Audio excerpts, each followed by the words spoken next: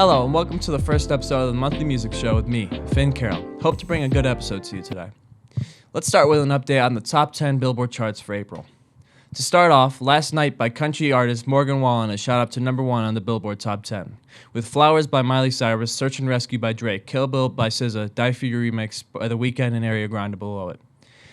Some newer releases this month include Metallica's album 72 Seasons. This is the first full-length studio release of new material from heavy band Metallica since 2016.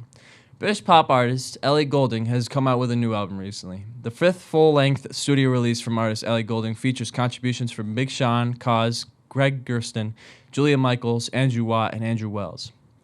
Singer Lana Del Rey has come out with a new album called Did You Know That There's a Tunnel Under Ocean Boulevard? The ninth full-length studio release from singer-songwriter Lana Del Rey features guest appearances from John Baptiste, Bleachers, Father John Misty, Tommy Genesis, Ripoy, and SYML. It has been reviewed as universally positive by critics. For the last release, Canadian R&B artist Daniel Caesar has released a new album, Never Enough. Since its release last week, Never Enough has generated a huge critical acclaim, with NPR calling its creator one of the greatest songwriters of our time. Caesar's introspective take on music feels like a deep sigh of relief, each sonic exhalation breathing a new life into the R&B space, Billboard assessed. Moving on. March 2023 marked the 50th anniversary of iconic album by Pink Floyd, Dark Side of the Moon. In 1973, Pink Floyd was somewhat of a known progressive rock band, but it was this, their ninth album, that catapulted them into world-class rock star status.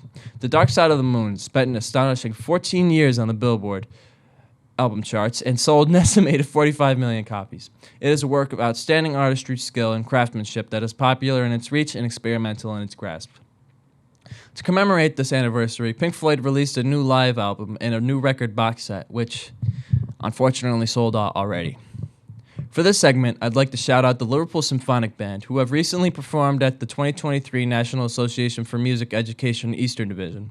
They competed against other high schools, colleges, and professional bands across a region comprised of 12 states plus the European Union. In local concert news, other upcoming concerts around town include the Red Hot Chili Peppers on April 14th at the Dome. Wait. Oh, well, that was last week, so sorry. If you happen to be in California right now from the 23rd, keep your eyes out for the Coachella Festival. This year's headliners include Bad Bunny, Blackpink, and Frank Ocean. Ocean was originally slated to co-headline the 2020 iteration of Coachella, which was canceled due to the 2020 COVID-19 pandemic. This is his first festival appearance since Los Angeles FYF in 2017 and his first live performance in quite a while, too.